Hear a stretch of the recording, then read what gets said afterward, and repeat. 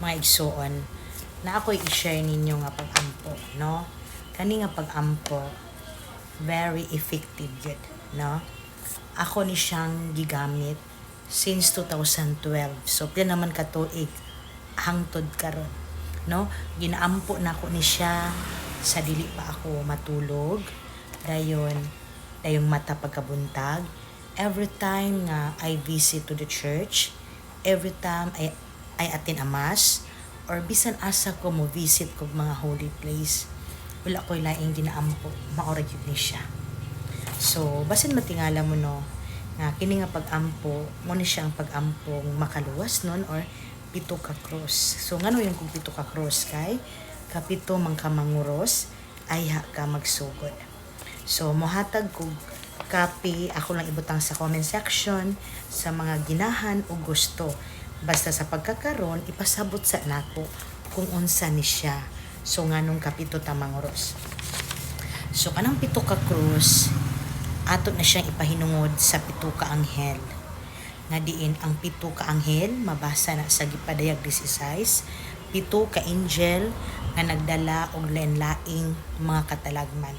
Usa ka anghel ang dala og sunog, linog, gubat, baha, basta lain-lain sila. So kay pito man sila kabuok, tagsaan nato sila cross, maunang kapito ta manguros, no? Kay sasama na ko pagtuo ang cross kaluwasan. Pero sa mga walay pagtuo, alang nila bugal-bugal lang na, no? So kinahanglan nga magpahinungod tag cross sa mata ko sa kanila para ang ilang gihawiran nga mga katalagman malikay ta o ginato mahiaguman. Igsuon grabe. Kung nangita kag pag-ampo nga effective, dayon gamitan ni nga kinasing-kasing lang kayod. So ang paagi nga sa paggamit nimo ani, kinahanglan mag-wish ka daan, no? Halimbawa mingon ka, Lord, hatagi mig pamaagi nga untang among kalisod karon masulbad ni. Amen. Human ni ana mangurusten ka og kapito. Mubo ra kay siya igsuon. Dili katagad maabtan sa dautan, mahuman na ka. Ang importante lang nga iampo ni siya na concentrate. Mag-ampo ka nga kanang kinasing-kasing kayod.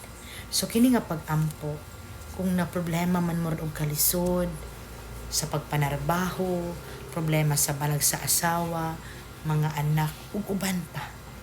Sulayin ni igsuon. Kay mga 13 years na higit nga nagamit ko din ani. Dayon wala pa ko'y gipangayo dinhi nga wala gyud gihatag. Basta ang atong gipangayo uyon pod sa kabubuton sa Dios.